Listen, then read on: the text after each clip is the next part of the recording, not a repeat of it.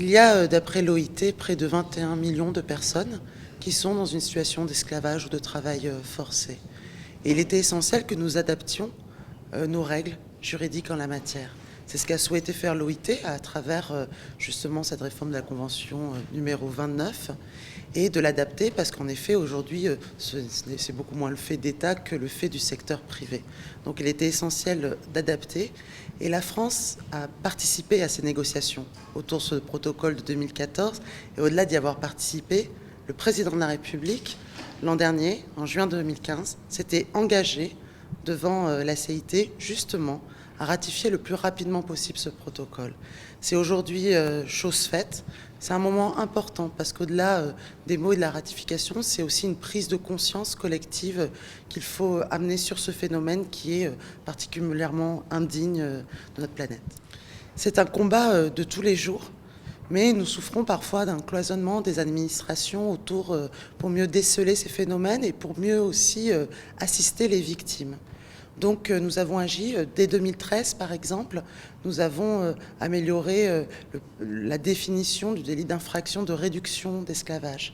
Nous avons mis en place en 2014 un plan ambitieux de lutte contre la traite des êtres humains qui est évalué, et je crois que c'est essentiel, par le Comité national de consultation des droits de l'homme. C'est un point important qui permet justement de prendre en considération la question de la mise à l'abri des personnes, la question notamment de l'aide aux victimes, le soutien qu'on peut y apporter, mais la réparation des victimes, mais également toute la coopération, notamment policière, judiciaire, afin de démanteler ces phénomènes.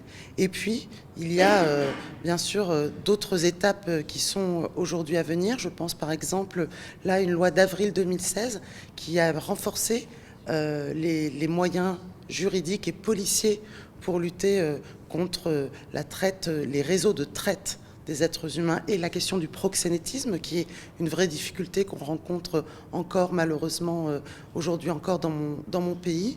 Et donc ça nous permet à la fois de renforcer les outils, c'est essentiel, on ne peut pas agir, combattre sans outils, mais d'améliorer aussi et de faire de cette lutte contre la traite des êtres humains une véritable politique publique, décloisonnant les administrations et sous l'égide du Premier ministre, c'est un point essentiel.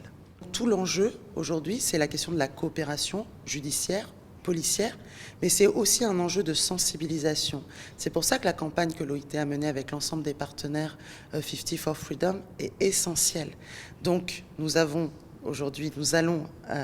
ratifier ce protocole de 2014. Nous sommes, je crois, le 6e pays à le ratifier. Il faut que la ratification la plus large permette justement que nous arrivions à nous concentrer sur les éléments déterminants afin de mieux combattre ce phénomène. Et dans les éléments déterminants, au-delà de la prise en compte et la prise en charge des victimes, il y a bien sûr le démantèlement des réseaux, la responsabilité des donneurs d'ordre parfois qui est mis en œuvre. Et de ce point de vue-là, il faut avant tout que tout le monde puisse ratifier ce protocole de 2014.